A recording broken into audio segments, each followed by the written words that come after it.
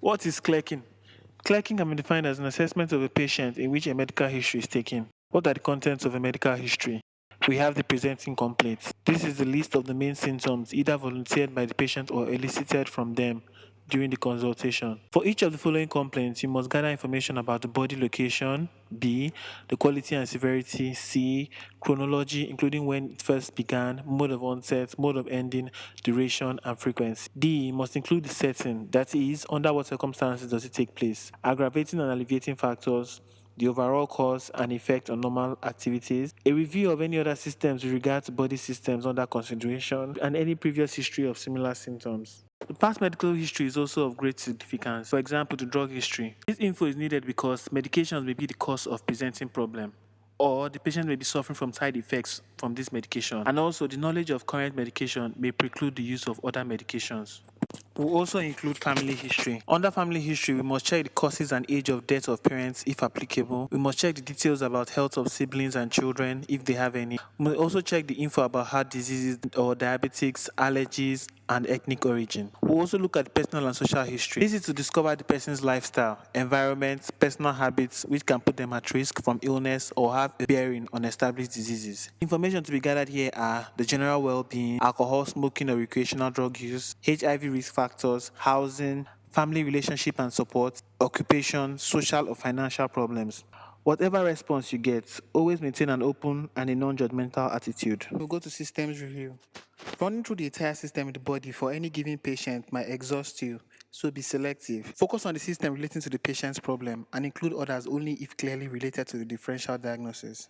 In conclusion, a well-taken history will usually provide more clues to the diagnosis than the physical examination, and it provides the basis for confidence and trust between the doctor and patient. Now, some of the complaints you will often see depending on the system affected are as follows. Under general body system, we can have a patient complaining of fatigue or malaise, fever, night sweats, sleep disturbance, and so on. Under cardiovascular system, a patient may complain of chest pain, breathlessness, palpitations, ankle swelling. Under respiratory, a patient can complain of chest pain as well, wheezing, exercise intolerance, cough, hemoptysis. Under endocrine system, we might have menstrual abnormalities, hirsutism, etc. Under genitourinary system, we might have hematuria, frequency in urination, dysuria, polyuria, etc. Under the central nervous system, we might have headaches, dizziness, weakness. But for the sake of the students returning to Nigeria to write the MDCN exams, all the major complaints will be grouped under A, surgery, such as surgical jaundice, rectal cancer, intestinal obstructions. B, medicine, such as stroke, diabetes, systemic high blood pressure. C, gynecological, such as uterine fibroids, uterine prolapse.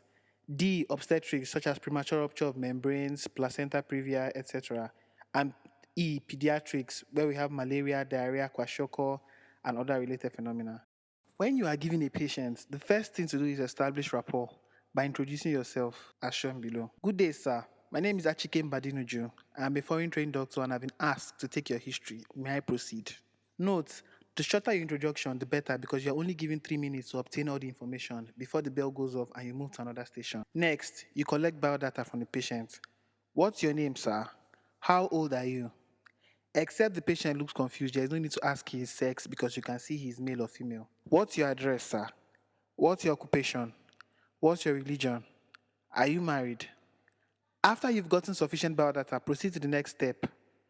What brings you to the hospital today, sir? Or what are your complaints?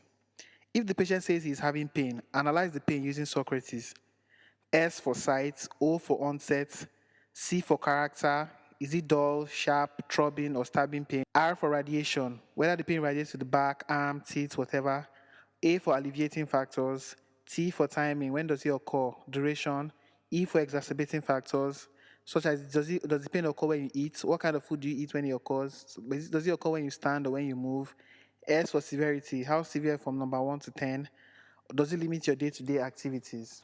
After characterizing the pain, by this time you should have an idea of the list of diseases corresponding with the symptom analyzed. If, for example, from the location, duration, and alleviating factors of this pain, you suspect appendicitis, ask for the other related symptoms like nausea, fever, dysuria, etc. Then after we have analyzed complaints, we move to etiology. that is the history of course. This portion of the history is usually used to rule out differentials and may include questions like, have you had any previous trauma in that area? Have you had any history of infection? Any history of allergy? Any history of drug use? Any history of lifestyle? Any history of this disease in the family? Basically, in this section, with the idea of disease in mind, we ask questions about things the patient might have experienced to cause these complaints. The next step is to ask for the history of complication. Now, you can ask this as such. Since onset of disease, has there been worsening symptoms? Here, we can also attempt to rule out more disease by asking for complications of the diseases that present with the patient's complaints. You can ask if any history of this kind of disease, if there's any history of this kind of disease in the family.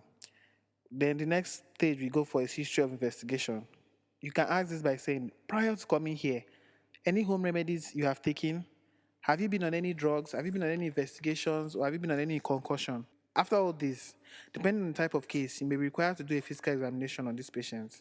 In the next video, we will attempt to clerk a patient based on presenting symptoms, and I will ask you, the viewer, to insert what you think is the disease of this patient in the comment section below.